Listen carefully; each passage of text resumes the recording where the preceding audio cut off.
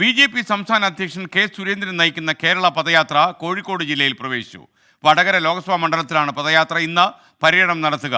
പൊതുസമ്മേളനം ഇന്ന് വൈകുന്നേരം 3 മണിക്ക് കോട്ടപ്പറമ്പിൽ നടക്കും. രാഹുൽ സുരേഷ് കോഴിക്കോട് നിന്ന് വിവരങ്ങളുമായി ചേരുന്നു.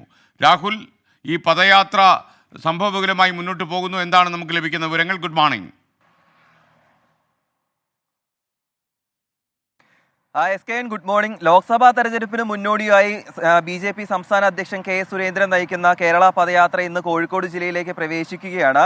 വടകര ലോക്സഭാ മണ്ഡലത്തിലാണ് ഇന്നത്തെ പരിപാടി നടക്കുന്നത്. കഴിഞ്ഞ ദിവസം കാസർഗോഡ് നിന്നായിരുന്നു പദയാത്ര ആരംഭിച്ചത്. കാസർഗോഡ്, കണ്ണൂർ, വയനാട് ജില്ലകൾ പിന്നിട്ട ശേഷമാണ് കോഴിക്കോട് ജില്ലയിലേക്ക് കടന്നിരിക്കുന്നത്.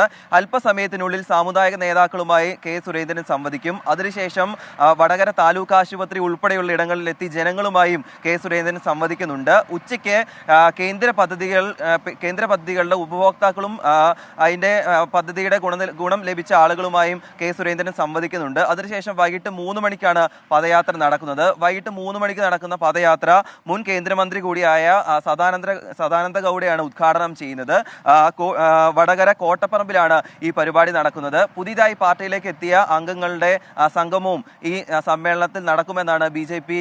അറിയിക്കുന്നത്. അതോടൊപ്പം തന്നെ കേന്ദ്ര പദ്ധതികളുടെ ഒരു അവതരണവും ഈ സമ്മേളനത്തിൽ നടക്കുമെന്നാണ് അറിയിക്കുന്നത്. എന്താണെങ്കിലും വളരെ നല്ല രീതിയിൽ തന്നെയാണ് ഈ പരിപാടി മുന്നോട്ട് പോയിക്കൊണ്ടിരിക്കുന്നത്. ജനങ്ങളുടെ കാര്യമായ പങ്കാളിത്തവും കേരള പദയാത്രയിൽ നമുക്ക് ദൃശ്യമാകുന്നുമുണ്ട്. SKN. Okay, thank you Rahul Suresh.